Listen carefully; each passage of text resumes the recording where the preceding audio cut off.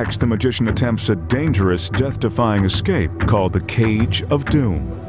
Although the dancers look pretty dangerous too. Of course, it wouldn't be a daring escape without a bevy of beautiful dancing girls. Remember, if you were thinking you can figure out the magician's secret identity by checking out the girls, don't bother. At least, not for that reason. They're not his usual assistants. Usual or not, they look okay to me. This is one of the most dangerous escapes ever performed, and even though you'll find out how it's done if he makes it out alive, do not attempt this or any of tonight's illusions at home. Don't forget, beneath that mask is a professional. The object of this trick is to escape from this solid steel cage before the magician finds himself the main ingredient in a spike sandwich. The spikes are each 3 feet long and razor sharp. The cage is forged of welded steel, and the only thing that keeps the spikes from slamming together is this 1,000-pound weight. When the weight drops, the spikes are released and will go crashing into the cage.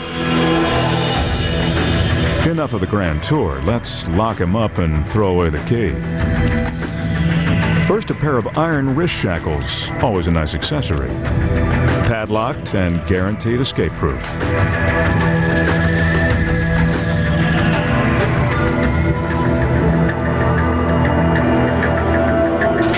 Once inside the cage, another lock ensures that he's not going anywhere anytime soon.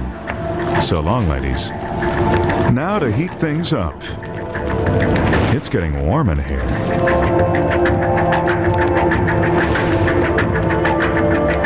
From the ceremonial passing of the torch to the equally ceremonial lighting of the rope. When it burns through, bye-bye weight, hello spikes.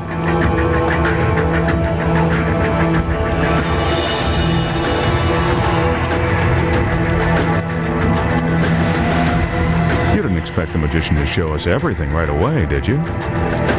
Lucky for us, we can see exactly what he's doing inside the cage.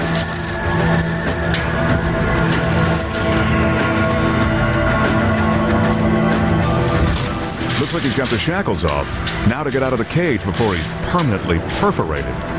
That rope is burned almost all the way through. Oops. There go the spikes. Wait, there he is. Safe and sound. Sorry, Magic fans. You knew we couldn't let him get totally smashed. At least not before we got some more secrets out of him. So how did the magician manage to escape a split second before getting stuck in the ultimate sticky situation? Here are the secrets. First, the magician is cuffed in shackles, shoved into the cage, and the door is locked. The lock on the cage is real, all right, but he's not worried. He's not planning on using the front door. The handcuffs are a different story. Their locks are also real, but the secret lies in the hinges. Once the magician is out of view, he simply slips a thin pin out of the hinge, and the cuffs pop right off. But if the front door to the cage is locked, how does he escape? That giant sheet of white silk fabric should be your first clue. From behind, you can see that the moment the cloth is dropped, the magician quickly slips out the back through a secret panel. Timing here is critical, since once the sheet drops, it takes only a split second before a special backlight is turned on. Let's watch it again from the front and the back.